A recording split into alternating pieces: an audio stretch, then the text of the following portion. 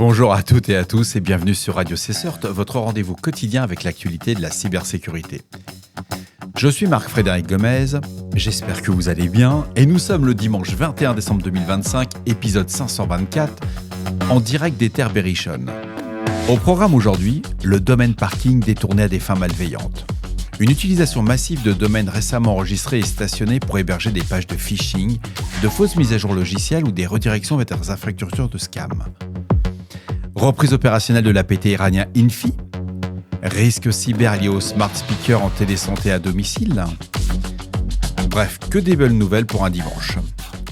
Alors j'ai fait un essai. Au début je voulais faire cet épisode via une IA générative et je me suis dit bon facile, je tape le texte, je lui mets dedans, j'ai enregistré ma voix. C'est juste catastrophique. Je viens de perdre 2 heures. 2 heures sur cette... sur cet essai. C'est brillant sur certaines langues. Ça marche très bien en anglais, en espagnol ça marche bien, il n'y a rien à dire. Mais en français c'est une catastrophe, quoi. C'est juste lunaire.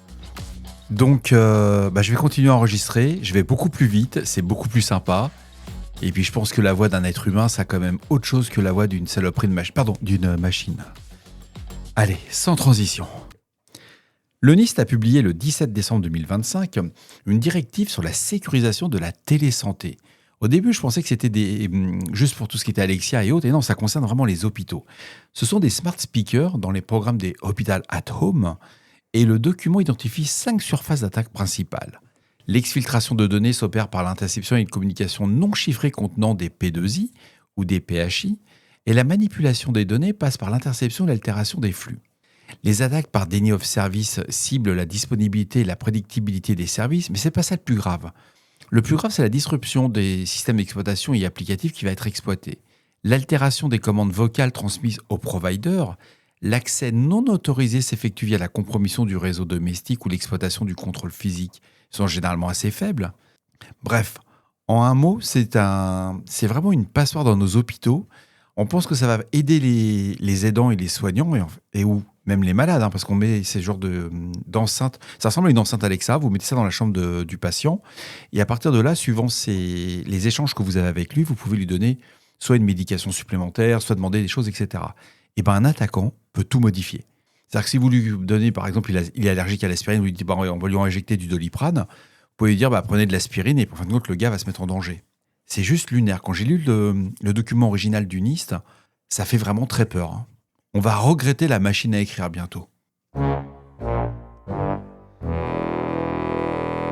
La société SafeBreach a révélé le 21 décembre 2025 la réactivation de l'APT iranien Infi, aussi connu sous le nom de Prince of Persia, après 5 ans de silence opérationnel. Le groupe est actif depuis décembre 2004. La campagne récente cible l'Iran, l'Irak, la Turquie, l'Inde, le Canada et l'Europe. Les outils déployés incluent Foudre version 34, un downloader et profiler ainsi que Tonnerre. Et ils ne sont pas foulés sur les noms, Foudre et Tonnerre. Bon, alors Tonnerre c'est la version 12 à 18 et 50.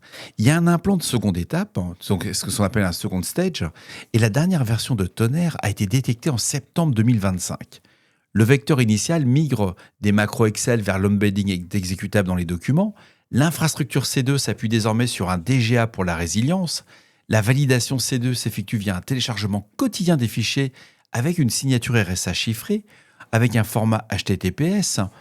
Et l'architecture du C2 comporte des répertoires key, download, log et exfiltration. Tonnerre intègre un mécanisme de contact via un groupe Telegram. Alors ça se fait via un bot qui est le ttTestro1.bot. Et l'utilisateur, je ne vous le donne pas, vous le verrez dans l'article si vous voulez le voir, mais il faut savoir que les données sont stockées dans le tga.adr sur un répertoire du C2. Et grâce au téléchargement de tga.adr, il va s'activer uniquement pour certains GUID avec les victimes spécifiques. Il y a des variantes historiques entre 2017 et 2020 qui vont inclure AMAC, Newsfinder, MacSpinner, Trojan, qui ciblent Telegram, Deepfreeze et Rugissement. Ils ont des noms, c'est terrible. Domain Tool établit des liens entre APT35 Charmin Kitten et la Persona Moz Staff via des infrastructures et des processus qui sont partagés. C'est à lire, il n'y a pas grand-chose pour un dimanche. Et je voulais vous préciser aussi, on recommence à avoir des news hyper réchauffées. C'est-à-dire aujourd'hui, j'ai reçu à peu près 400 flux d'informations. Je dois bien avoir plus de 300 flux, ce sont que des vieilles news recyclées, quoi. On voit qu'on est rentré dans les périodes de fin d'année. Ça va être dur d'avoir de l'info qui vaille le coup, quoi.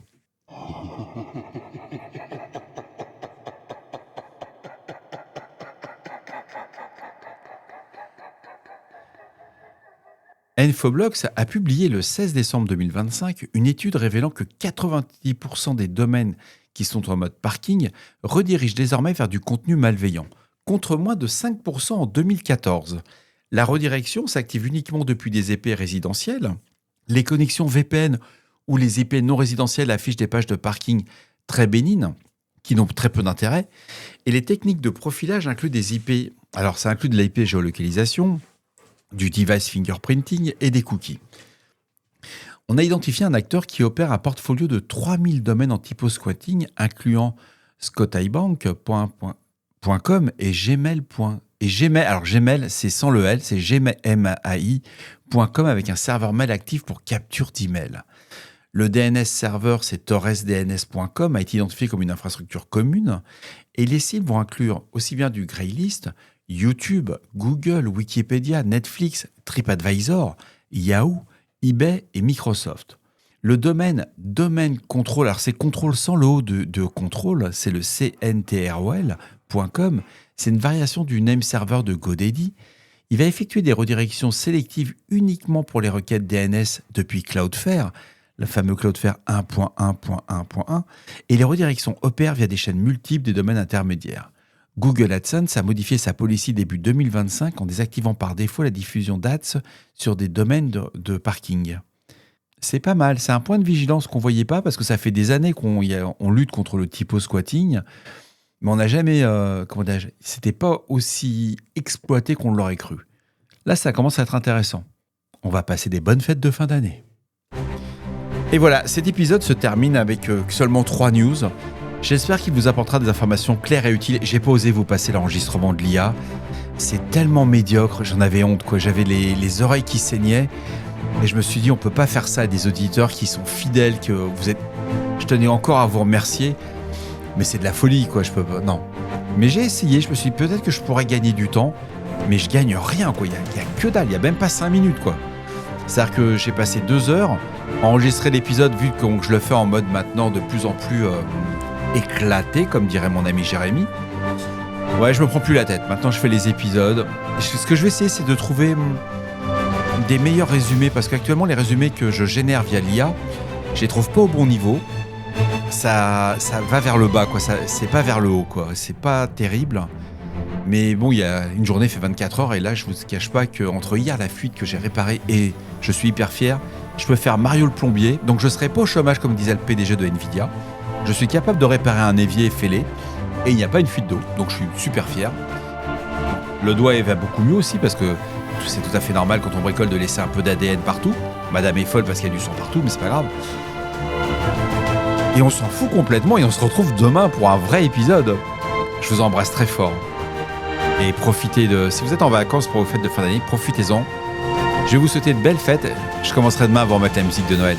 Je les ai retrouvées. Ouais. Ça va être long.